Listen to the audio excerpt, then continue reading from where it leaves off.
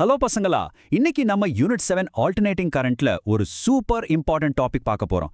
AC voltage apply to an inductor. பேரை கேட்டாலே கொஞ்சம் பயமா இருக்கும், ஆனா ட்ரஸ்ட் மீ, இது ரொம்ப ரொம்ப சிம்பிள். நான் உங்களுக்கு ஈஸியா புரிய வைக்கிறேன். வாங்க ஸ்டார்ட் பண்ணலாம். சரி, டாபிக் உள்ள போறதுக்கு முன்னாடி உங்களோட பிரெயினை கொஞ்சம் ஒர்க் பண்ண வைக்கலாம். ஒரு சின்ன கேள்வி கேட்கறேன். நீங்க எப்பாவது நோட்டீஸ் பண்ணிருக்கீங்களா? வீட்ல வாட்டர் பம்ப் மோட்டரோ இல்ல மிக்ஸியோ ஆஃப் பண்ணும்போது அந்த ஸ்விட்ச்ல டிச்னு ஒரு சின்ன ஸ்பார்க் வரும். ஏன் அப்படி வருதுன்னு யோசிச்சிருக்கீங்களா? அதுக்கு காரணம் அந்த மோட்டருக்குள்ள ஒளிஞ்சிட்டு இருக்கிற அந்த இண்டக்டர் தான். அது கரண்ட்ல வர்ற சேஞ்ச, அதாவது மாற்றத்தை ஒப்போஸ் பண்ணும்.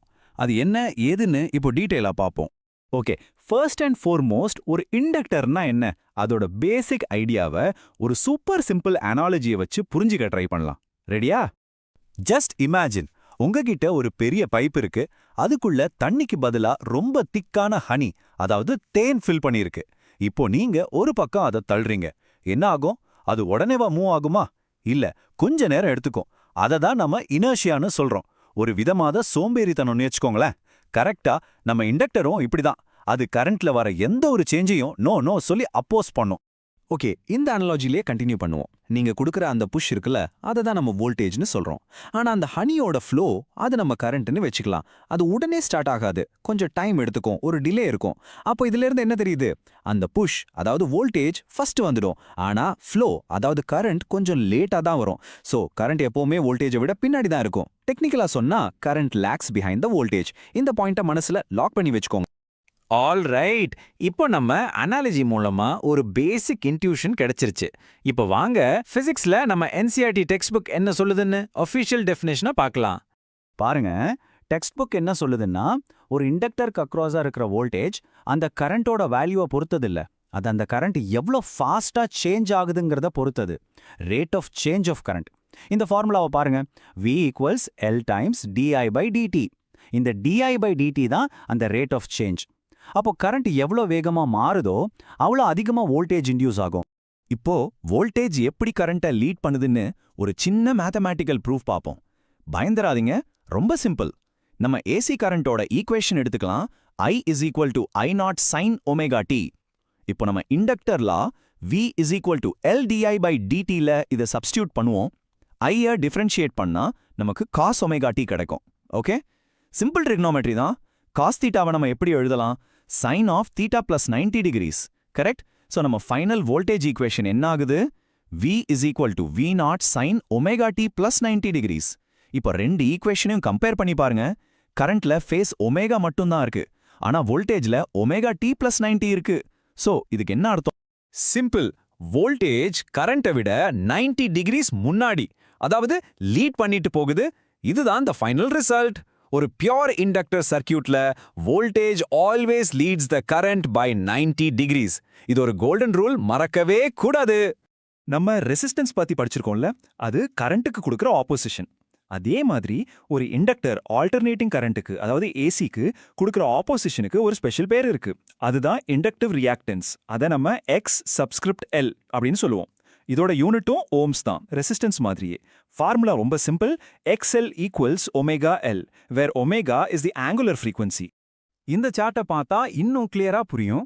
ஒரு ஏசி கரண்டோட ஃப்ரீக்வன்சி, அதாவது F எவ்வளவு அதிகமாகுதோ அந்த அளவுக்கு இண்டக்டிவ் ரியாக்டன்ஸ் XL அதிகமாயிட்டே போகும். அதாவது இண்டக்டருக்கு ஹை ஃப்ரீக்வன்சியை கண்டாலே பிடிக்காது. ஹை ஃப்ரீக்வன்சியை ரொம்ப ஸ்ட்ராங்கா அப்போஸ் பண்ணும். லோ ஃப்ரீக்வன்சினா அப்போசிஷன் கம்மியா இருக்கும். நம்ம எல்லாருக்கும் தெரிஞ்ச ஓம்ஸ் லா என்ன? V equals IR. கரெக்டா? இண்டக்டருக்கு இதே மாதிரி ஒரு லா இருக்கு. இங்க ரெசிஸ்டன்ஸ் ஆர்க்கு பதிலா நம்ம XL யூஸ் பண்ண போறோம். அவ்வளோதான். So the peak voltage V0 equals peak current I0 multiplied by inductive reactance XL. பாத்தீங்களா? ரொம்ப சிம்பிள்.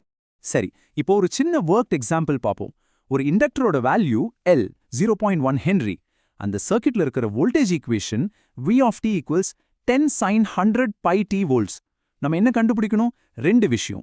இண்டக்டிவ் ரியாக்டன்ஸ் XL ஓட வேல்யூ என்ன, அண்ட் பீக் கரண்ட் I0 ஓட வேல்யூ என்ன. இது ரொம்ப ஈஸி. ஸ்டெப் பை ஸ்டெப்பா போலாம். ஸ்டெப் 1, ஒமேகா கண்டுபிடிக்கணும். நம்ம வோல்டேஜ் ஈக்குவேஷன்ல சைனுக்குள்ள என்ன இருக்கு? 100 பை. சோ ஒமேகாவோட value 100 pi. Simple. Step 2, reactance calculate பண்ணலாம். ஃபார்முலா என்ன? XL equals omega L. So 100 pi into 0.1, அது 10 pi, which is approximately 31.4 ohms. Okay. Finally step 3, peak current கண்டுபிடிக்கணும். நம்ம ஓம்ஸ் லா படி I0 equals V0 by XL. V0ங்கிறது voltage ஈக்குவேஷன்ல இருக்கிற peak value. அது 10. சோ 10 டிவைடட் பை 31.4 நமக்கு approximately 0.32 ஆம்பியர்ஸ் கிடைக்கும். அவ்வளவுதான். Problem solve. ஓகே, இப்போ ஒரு very very important section. Students exam டைம்ல சாதாரணமா என்ன தப்புகள் பண்றாங்க? நம்ம அதை சைலண்ட் கில்லர்ஸ்னு சொல்லுவோம். இதை நீங்க தெரிஞ்சுக்கிட்டா அந்த தப்பை அவாய்ட் பண்ணிடலாம். ஃபர்ஸ்ட் காமன் மிஸ்டேக், எக்ஸல் யானி இண்டக்டிவ் ரியாக்டன்ஸ் ஒரு கான்ஸ்டன்ட்னு நினைக்கிறது. அது பெரிய தப்பு. XL is not a constant. அது எப்போவுமே ஃப்ரீக்வன்சியை டிபெண்ட் பண்ணியிருக்கும். ஃப்ரீக்வன்சி மாறினா எக்ஸலும் மாறும். ஒரு டிசி சர்க்யூட்ல ஃப்ரீக்வன்சி என்ன? 0. அப்போ எக்ஸலும் 0. சோ ஒரு டிசி சர்க்யூட்ல இண்டக்டர் ஒரு சாதாரண வயர் மாதிரி தான் பிஹேவ் பண்ணும். ஓகே, அடுத்த காமன் தப்பு. ரொம்ப பேர் நினைப்பாங்க வோல்டேஜும் கரண்ட்டும் ஆப்போசிட் டைரக்ஷன்ல இருக்கு, அதாவது 180 டிகிரிஸ் அவுட் ஆஃப் ஃபேஸ்னு. நோ, அது தப்பு. அவங்க ஆப்போசிட் இல்ல, அவங்க பெர்பெண்டிகுலர், அதாவது 90 டிகிரிஸ் அவுட் ஆஃப் ஃபேஸ். முக்கியமா யாரு முன்னாடி போறாங்க? வோல்டேஜ் தான் கரண்ட்டை லீட் பண்ணுது. இது ரொம்ப முக்கியம். மூணாவது சைலண்ட் கில்லர், இண்டக்டர் பவரை யூஸ் பண்ணுது, எனர்ஜியை சாப்பிடுதுன்னு நினைக்கிறது. உண்மையில பார்த்தா ஒரு பியூர் இண்டக்டர் 0 ஆவரேஜ் பவர் தான் கன்சியூம் பண்ணும். அது என்ன பண்ணும்னா, ஒரு ஏசி சைக்கிளோட ஃபர்ஸ்ட் ஹாஃப்ல எனர்ஜியை சோர்ஸ் கிட்ட இருந்து கடன் வாங்கும், அடுத்த ஹாஃப்ல அந்த எனர்ஜியை அப்படியே திருப்பி கொடுத்துரும். சோ நெட்டா பார்த்தா எந்த கன்சம்ஷனும் கிடையாது, 0. சரி பசங்களா, இப்போ நம்ம இன்னைக்கு படிச்சதை குயிக்கா ஒரு சம்மரி பார்த்துட்டு இது எப்படி மத்த ஏசி காம்பனன்ட்ஸ் கூட கனெக்ட் ஆகுதுன்னு பார்க்கலாம். இதை ஒரு சின்ன கம்பேரிசன் மாதிரி பார்ப்போம். ஒரு ரெசிஸ்டர்ல வோல்டேஜும் கரண்ட்டும் ஃப்ரெண்ட்ஸ் மாதிரி கை கோர்த்துட்டு ஒன்னா போவாங்க, ஃபேஸ் டிஃபரன்ஸ் 0. ஆனா நம்ம இன்னைக்கு பார்த்த இண்டக்டர்ல வோல்டேஜ் தான் லீடர், அது கரண்ட்டை விட 90 டிகிரிஸ் முன்னாடி போகும். இப்போ அடுத்த டாபிக் என்ன தெரியுமா? கெபாசிட்டர். அதுல என்ன நடக்கும்னு கெஸ் பண்ணுங்க. கரெக்டா, இதுக்கு ஆப்போசிட்டா நடக்கும். ரொம்ப இன்ட்ரெஸ்டிங்கா இருக்கும். எக்ஸாம்ல இதெல்லாம் மறந்து போகாம இருக்க ஒரு ஃபேமஸ் மெமரி ட்ரிக் இருக்கு. அதுதான் ELI, தி ஐஸ்மேன். இதுல நம்ம இப்போ ELI-ய மட்டும் எடுத்துக்கலாம். ELI, அதாவது ஒரு இண்டக்டர் சர்க்யூட்ல voltage E for EMF comes before current I. பாத்தீங்களா? ELI, E comes before I in L. சூப்பரா ஞாபகம் வச்சுக்கலாம்ல? Alright, final summary for your exams. இந்த 4 பாயிண்ட்ஸை மட்டும் நல்லா மனசுல பதிவு பண்ணிக்கோங்க. ஃபர்ஸ்ட், பியூர் இண்டக்டர்ல voltage leads current by 90 degrees. Second, inductive reactance XL is equal to omega L and other ஃப்ரீக்வன்சியோட இன்க்ரீஸ் ஆகும். தேர்ட், நம்ம special ohm's law V is equal to I times XL. And fourth, ஒரு pure inductor consume 0 average power. இந்த 4 points தான் இந்த டாபிக்கோட core. சரி, இன்னைக்கு செஷனை முடிக்கிறதுக்கு முன்னாடி உங்களுக்கு ஒரு ஃபுட் ஃபார் தாட். நம்ம பார்த்தோம் இண்டக்டர் ஹை ஃப்ரீக்வன்சிஸ்க்கு ஒரு பெரிய ரோட் பிளாக் மாதிரி அதை பிளாக் பண்ணோம்.